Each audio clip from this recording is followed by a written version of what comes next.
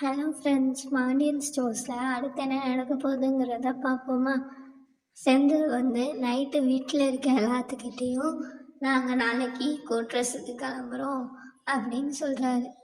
என்னங்க சொல்கிறீங்க, நாளைக்கே கிளம்புறோமா அப்படின்னு மீனா கேட்குறாங்க.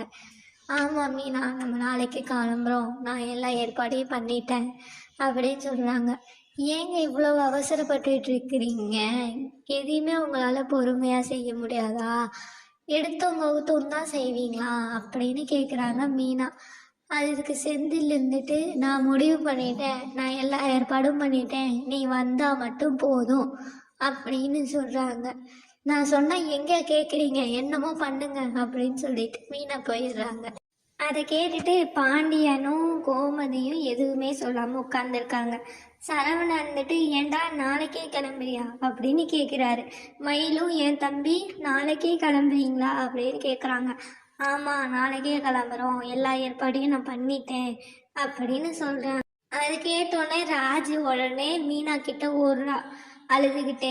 ஏங்கா நாளைக்கே நீங்கள் கிளம்புறீங்களா? அப்போ என்னை நான் யார்கிட்ட எல்லாத்தையும் ஷேர் பண்ணுவேன், யார்கிட்ட நான் பேசி விளையாடுவேன் அப்படின்னு சொல்லி ராஜி அழுகுறாங்க.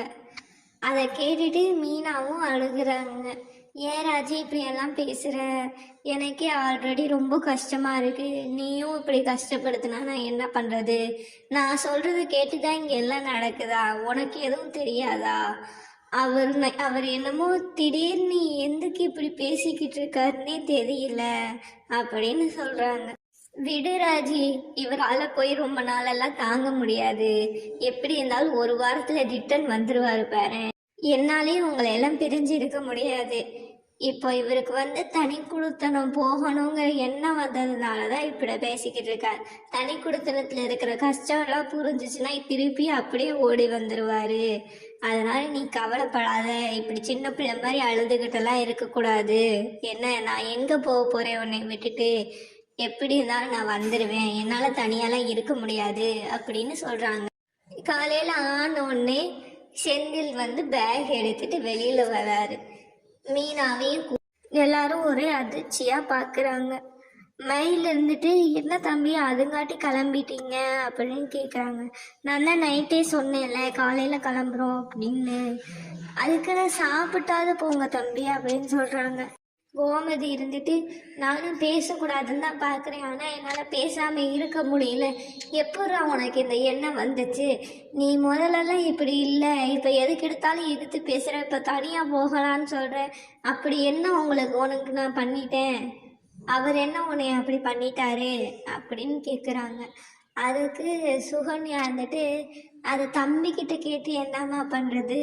அதை உங்கள் மருமக கிட்ட தான் கேட்கணும்.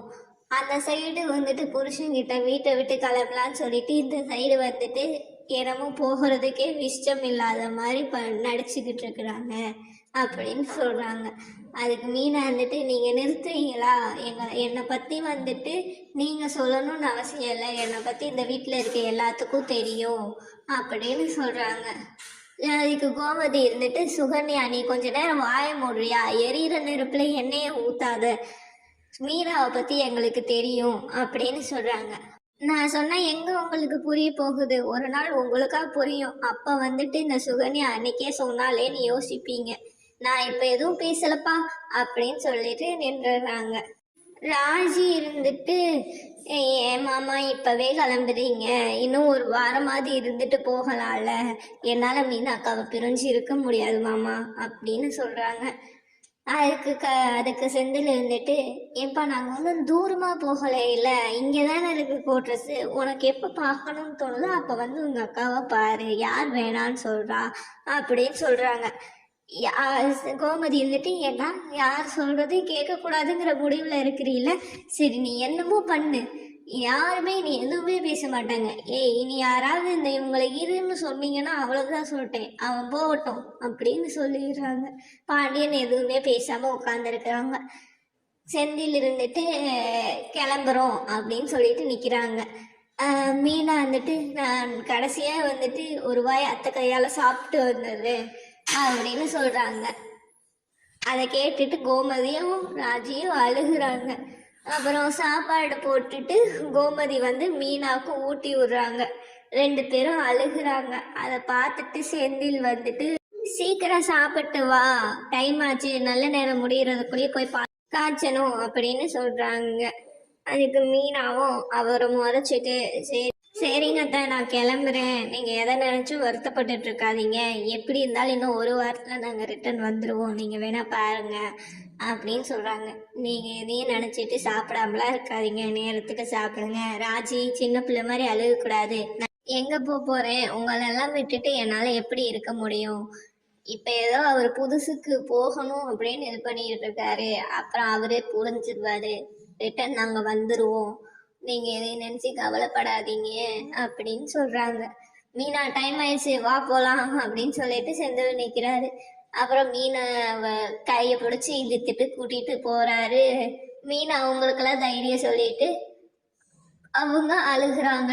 ராஜி மட்டும்தான் வெளியில வந்து அழுதுகிட்டு அக்கா போகாதீங்கக்கா அப்படின்னு நிக்கிறாங்க. மீதி பேரெல்லாம் வரவே இல்லை. அவங்க கிளம்புனோடனே பாண்டியன் மனசுடைஞ்சு போயிடுறாரு. அவர் யார்கிட்டயுமே எதுவுமே பேசாம ரூம்குள்ள போயிடுறாரு. கோமதி ஏங்க ஏங்கன்னு கூப்பிடுறாங்க, அதை கூட கண்டுக்காம அவர் ரூம்குள்ள போயிடுறாரு. கோமதி போய் சாமி கிட்ட வேண்டிக்கிறாங்க, எந்த கஷ்டமும் இல்லாம அவங்க இருக்கணும் அப்படின்னு வேண்டிக்கிறாங்க. அடுத்து ரூம்குள்ள தங்கமயிலும் சரவணனும் வராங்க. தங்கமயில் இருந்துட்டு என்ன இருந்தாலும் தம்பி செஞ்சது கொஞ்சம் கூட சரியில்லைங்க.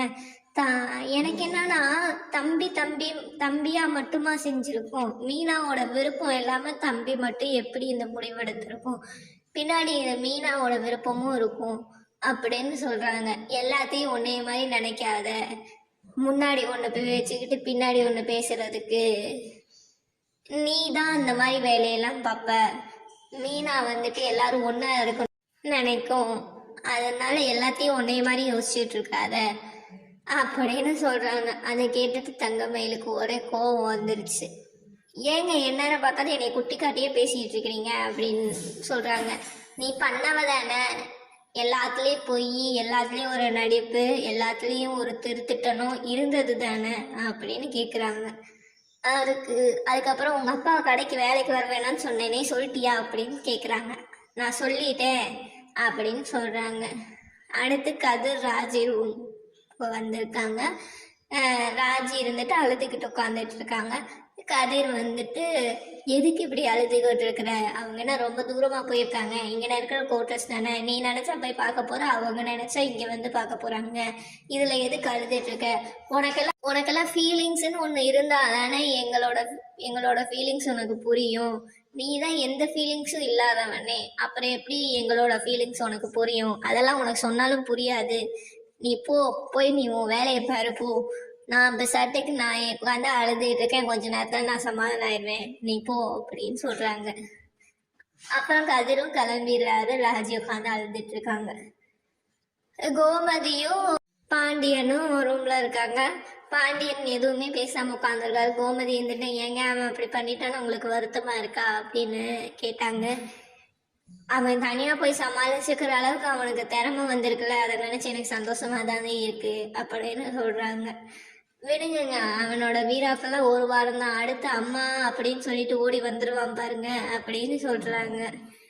அவன் தனியா போய் நல்லா இருந்தா எனக்கு சந்தோஷம் தாண்டி, அவன் நல்லா இருந்தா வேற யாருக்கு சந்தோஷம், எனக்கு தானே சந்தோஷம், அதனால அவன் நல்லா இருந்தா போதும் அப்படின்னு சொல்றாங்க. அதோட எபிசோடு முடியுது.